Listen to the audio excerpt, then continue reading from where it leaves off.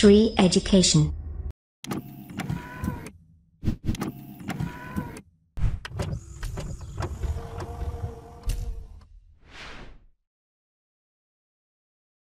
नमस्कार दोस्तों, बहुत बहुत स्वागत करता हूं मैं आप सभी का श्री एजुकेशन की तरफ से। मेरा नाम है रवि।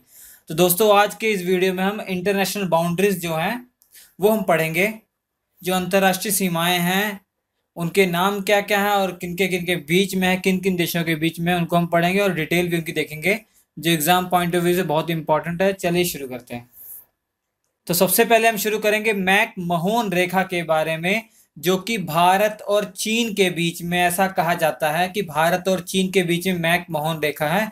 अब मैं उसकी आपको हिस्ट्री बताता हूँ, क्या क्या है, हकीकत क्या है। ऐसे देखिए, जब पहले क्या है, अभी हम जानते हैं जो तिब्बत है, ये जो तिब्बत था पहले, ये अभी चीन के हाथों में चला गया है। तो ये जो रेखा थी, आप देख पा रहे हैं, ये जो रेखा थी ना, पहले भारत और तिब्बत के बीच में थी। ठीक है, तो इस मैक मोहन रेखा के बारे में हम देखेंगे पूरी डिटेल। देखिए, सबसे पहले तो ये जानिए, जो मैक मोहन रेखा थी ना, ये भारत में उस समय जब ब्रिटिश का राज्य था, तो ब्रिटिश सरकार और तिब्बत के बीच में 1914 में एक समझौता हुआ था, जिसे शिमला समझौता कहा जाता है। उसके तहत ये निर्धारित किया गया था, तिब्बत और ब्रिटिश सरकार के मध्य ये हुआ था जब भारत पर उसका अधिकार था। तो 1914 में ये रेखा शिमला समझौते के तहत खींची गई थी, ये निर्धारित कर दी गई थी। और 1914 के बाद से अगले कई वर्षों तक इस सीमा रेखा का अस्तित्व कई अन्य विवादों के कारण कहीं छुप गया था।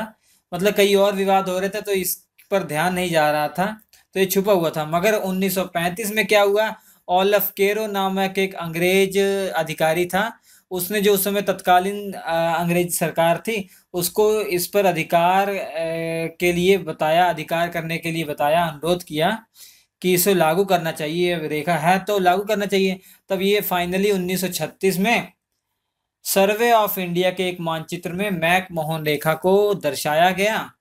ठीक है, और इस रेखा का नाम आप मैक मोहन रेखा क्यों है, आप जानते हैं क्यों है? क्योंकि इस सीमा रेखा का नाम सर हेनरी मैक मोहन के नाम पर रखा गया है। ठीक है, जिन्होंने बहुत बड़ी भूमिका निभाई थी इस समझौते, शिमला समझौते में, जो इस रेखा के बारे में। अब जिनकी इस समझौते में महत्वपूर्ण भूमिका थी, और वे भारत की तत्कालीन अंग्रेजी सरकार के विदेश सचिव थे। ठीक है, विदेश सचिव थे ये।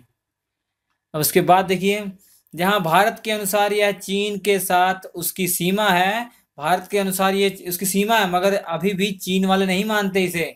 वहीं चीन 1914 के इस शिमला समझौते को मानने से इनकार करता है, कि चीन ये कहता है, चीन के अनुसार तिब्बत उस समय ना इतना इंडिपेंडेंट राज्य नहीं था कि वो ये फैसला ले सके, कि इस प्रकार के समझौते करने का कोई अधिकार नहीं था उसके पास, तिब्बत के पास, चीन के अनुसार। तो इसलिए जो है, ये रेखा को वो मानने से इनकार करते हैं।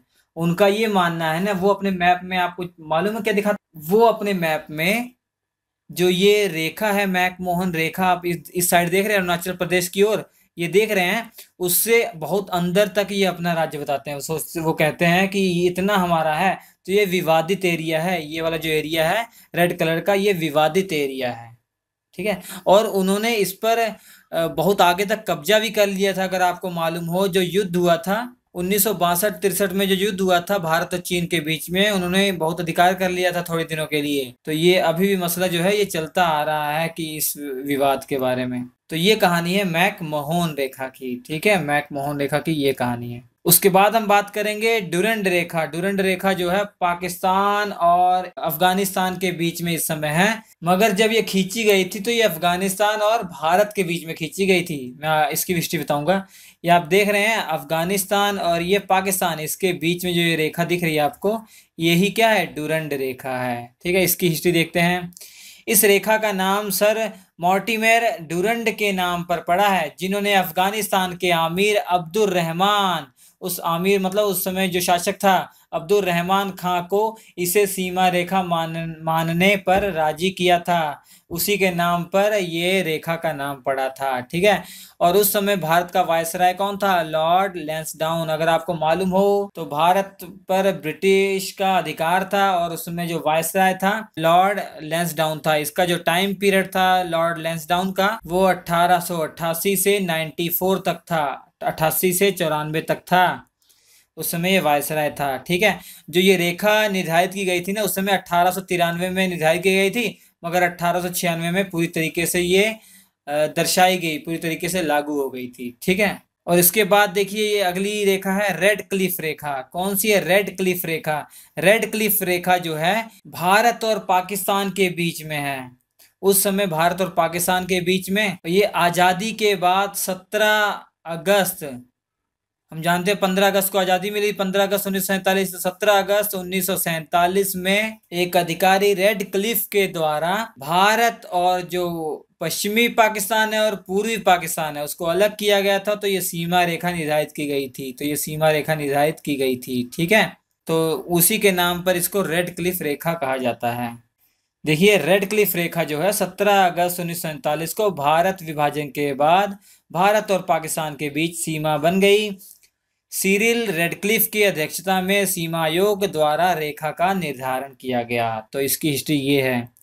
तो ये तीन जो हैं रेखाएं, इसकी हिस्ट्री आपको मालूम होनी चाहिए, बहुत इंपॉर्टेंट है। और इसके बाद देखिए कौन कौन सी रेखा हैं। इन तीनों रेखाओं को मैं आपको मैप में दिखा देता हूं। आपको ये दिखाई दे रहा होगा, ये भारत और पाकिस्तान के बीच में जो रेखा है वो रेड क्लिफ रेखा है।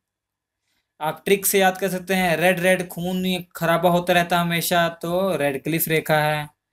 और अफगानिस्तान और पाकिस्तान दोनों के बीच में कौन सी रेखा है? डुरंड रेखा है। और मैकमोहन रेखा चाइना और भारत के बीच में रेखा है। ठीक है। और ये वाला एरिया हम जानते हैं विवादित है, इतना हमने आपको बता ही दिया।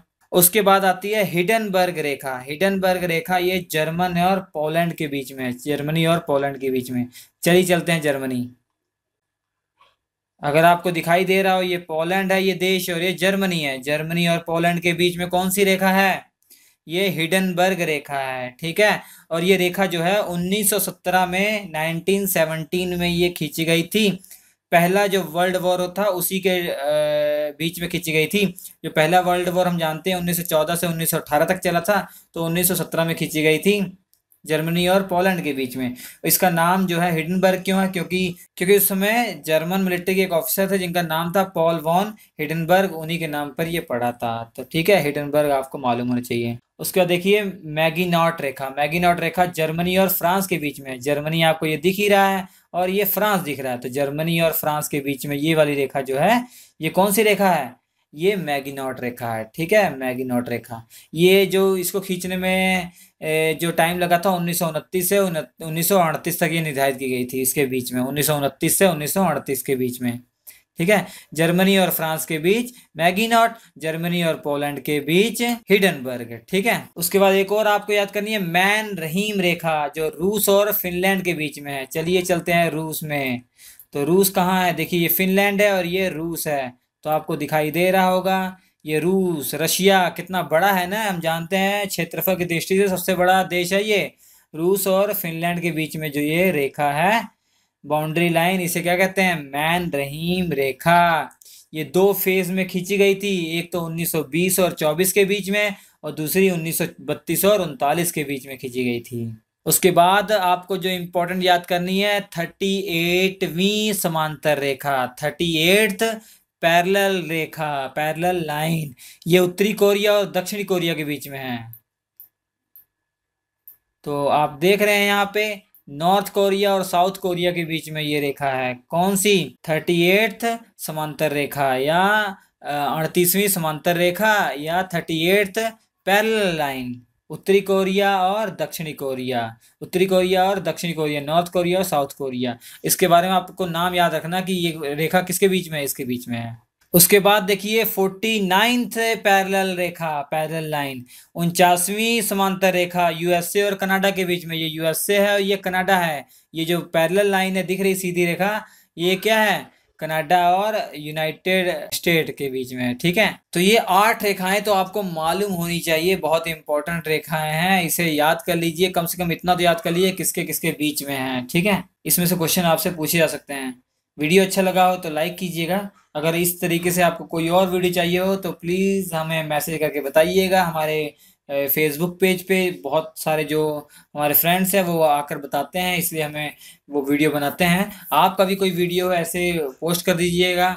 अगर ज़्यादा लोगों का होगा एक ही वीडियो तो मैं ज़रूर उसको जल्दी से जल्दी बनाऊंगा। ठीक है, तो आपके स्क्रीन पर 4 वीडियो आ रहे हैं, बहुत इंपॉर्टेंट वीडियो हैं, देख लीजिएगा। अगर आप किसी भी एग्ज़ाम की तैयारी कर रहे हैं, एसएससी या किसी भी एग्ज़ाम की, तो हमारे चैनल पर जरूर जाइएगा। वहाँ पे आपको क्रैश कोर्स भी मिल जाएंगे, डिटेल पार्ट भी मिल जाएगा। जो पढ़ना चाहें आप पढ़ सकते हैं। अगर चाहेंगे किसी सब्जेक्ट को एक दिन में खत्म करना तो आप क्रैश कोर्स पढ़ लीजिए। हम आपसे मिलते हैं अगले एपिसोड में, तब तक के लिए नमस्कार।